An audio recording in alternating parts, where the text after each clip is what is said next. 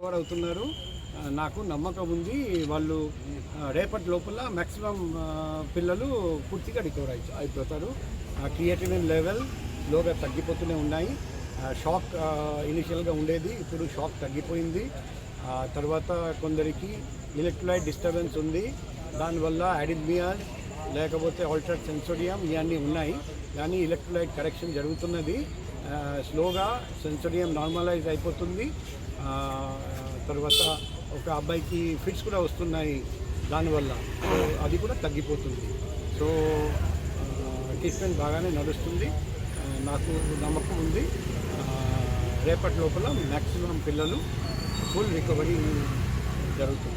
Sir, paediatrician పీజీలు సభలో ఉన్న వాళ్ళు అలాగే నెఫాలజిస్ట్ కూడా ఇప్పుడు సడన్గా వచ్చి వాళ్ళు చూస్తున్నారు, సేవల్లో వచ్చారు. దాన్ని ఎలా చూస్తారు? అది చాలా హర్షణీయం. ఎందుకంటే డాక్టర్స్ ఎప్పుడైనా పేషెంట్ ఫస్ట్, సొంత లైఫ్ కంటే పేషెంట్ లైఫ్కి ఎక్కువ ప్రయారిటీ ఇస్తారు.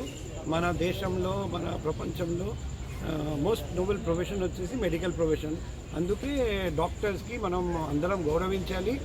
అండ్ డాక్టర్స్ వచ్చేసి నెక్స్ట్ గాడ్ అని మన ప్రపంచంలో ఎప్పుడైనా మనం ఆ విధంగా ఆలోచించాలి. ఎందుకంటే భగవంతుడు కాకుండా లైఫ్ గివర్ ఎవరైనా ఉంటే డాక్టర్స్ మాత్రమే దే క్యాన్ గివ్ లైఫ్. వాళ్ళు కాకుండా ఇంకెవరు లైఫ్ ఇవ్వలేరని మనం అందరం గుర్తుపెట్టాలి. సార్, ఈ కోల్కతాలో జరిగిన సంఘటన ఆధారంగా హాస్పిటల్స్ ఏవైతే ఉన్నాయో వాటి మీద సెక్యూరిటీ పరంగా ఎటువంటి దృష్టి ఏమైనా పెట్టారా? ఎట్లా ఇన్సిడెంట్ జరిగిన వెంటనే మేము కేజీఐ సుభాష్ గారికి ఫోన్ చేసి మేము ఇమీడియట్గా కేజీఐకి రావాలి, ఆ సెక్యూరిటీ లోపల గురించి నాకు కంప్లైంట్స్ వస్తున్నాయి స్టూడెంట్ తరఫున డాక్టర్స్ తరఫున, వచ్చి చెక్ చేయాలని చెప్తే ఆయన వెంటనే స్పందించి ఒకరోజు మీటింగ్ పెట్టారండి. ఆ రోజు doctor, under graduate students, post graduate trainees, paramedical staff, private security guards, ఇచ్చిన ఏజెన్సీ, తర్వాత management, superintendent KGH and principal AMC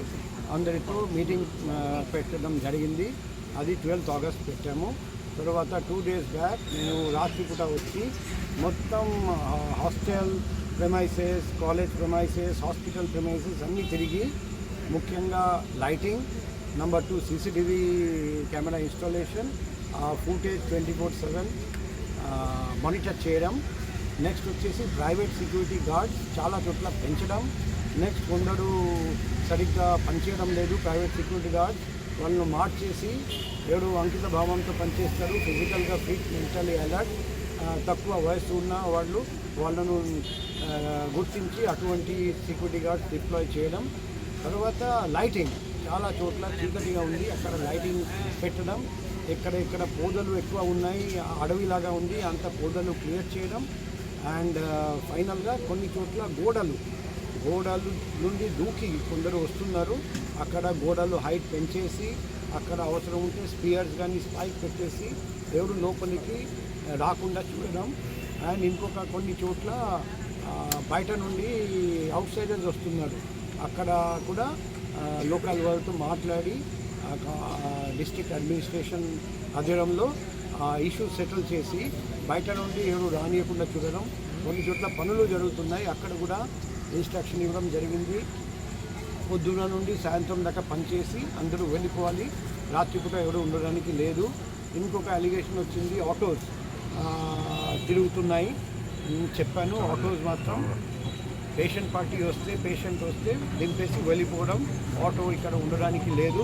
అదే మాదిరిగా ప్రతిరోజు రాత్రిపూట police plus private security guard కలిసి పెట్రోలింగ్ మొదలు పెట్టడం జరిగింది. ఇక్కడ అవాంఛనీయ సంఘటనలు జరగనీయకుండా చూడడం మా బాధ్యత. డాక్టర్స్కి ముఖ్యంగా lady doctors, nurses and lady staff of KGH and Andhra medical college వాళ్లకు రక్షణ కల్పించడం వైజాగ్ నగర పోలీస్కి ఫస్ట్ ప్రయారిటీ. అది విజయవంతంగా చేయడానికి, సక్రమంగా చేయడానికి అన్ని విధంగా ఏర్పాట్లు చేస్తున్నాం. డిస్ట్రిక్ట్ కలెక్టర్ గారికి కూడా చెప్పాము, లెటర్ కూడా రాస్తున్నాం. ఏఎంసీ ప్రిన్సిపల్ గారికి, మెడికల్ ఈ హాస్పిటల్ సూపరింటెండెంట్ గారికి లెటర్ రాస్తున్నాం. మనం అందరం కలిసి కోఆర్డినేట్ చేసి ఇక్కడ ప్రస్తుతానికి ఉన్న కొన్ని లోపాలు ఉన్నాయి ఇన్ ద సెక్యూరిటీ ఇన్ఫ్రాస్ట్రక్చర్, అవి రెక్టిఫై చేసి ఫుల్ ప్రూఫ్ సెక్యూరిటీ ఏర్పాటు చేయాలి.